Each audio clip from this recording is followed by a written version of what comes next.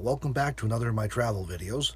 Most of my videos up till this point have been of places I've visited or places that you might want to visit, places to camp, that sort of thing. But I've had some requests to show the inside of the trailer that I've been living out of, so I'm going to give you a quick peek at that today. The reasons I've not shown it before are that it's not quite finished. Actually, it's nowhere near finished yet. It's when I bought it, it was designed in such a way that it suited the previous owner, and it didn't really work too well for me. So I gutted it down to the bare walls and started from there. So it's been a process. It's been through two iterations. When the first one, I had some closets and a desk in the front and the kitchen on the side opposite the bed, and now I've flip-flopped that around basically. But even though it's roughed in, I haven't had a chance to finish it yet, so I've been a little reluctant to give anybody a tour since I haven't finished, and it's a little bit unattractive still, even though it's functional. One of the reasons it hasn't been finished yet is because, as I mentioned, having been through several iterations already, you think something's going to work and then find out it doesn't. And then the other thing is that I'm making plans to hopefully replace it soon and upgrade to something that's different, hopefully as early as this week. So I thought if I'm going to show this, I better do it quick and get it done so I can show people what it looks like. So here we go. All right, in the front of the trailer, up where the tongue would be, is the kitchen area. And it's having a kitchen counter that is about 5 feet wide. Up above, I have some storage. I put a shelf up there with these little bins that work nicely to store food and other kitchen essentials. Underneath the counter, I have my pots and pans and a propane tank for the stove and a winter refrigerator and some water and fire extinguisher for safety reasons. I do have a unsightly hole in the kitchen counter now. That didn't start there, but I had a chance to get a free, used but new to me, sink from out of an RV that I put in with a gray water tank. But what I discovered was that it was more work than I thought it was worth, because if I didn't empty it every day and clean the bucket real good and flush out the drain, it would grow some nasty mold and other unpleasant things. So that had to go. So I haven't fixed the hole in the counter yet. My stove is just a basic, inexpensive $30 Walmart propane stove, but it's worked reasonably well for me so far, and I've connected it with a hose to the tank, so that it's actually quite inexpensive to run. I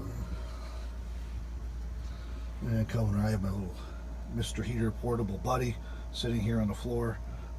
I actually have a spare propane tank, but I don't use the heater all the time, so I just connect it to the tank that the kitchen stove runs off of when I need it.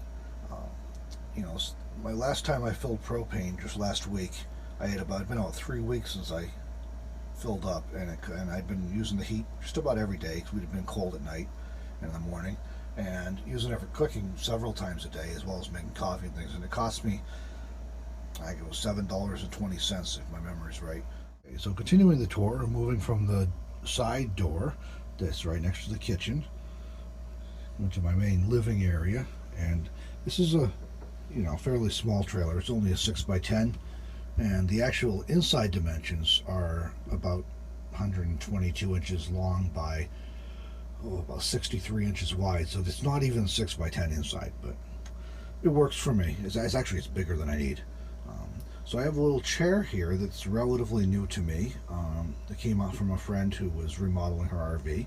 And so it's an actual RV chair, and it bolts to the floor, but it swivels and slides back and forth. So that's kind of a nice touch.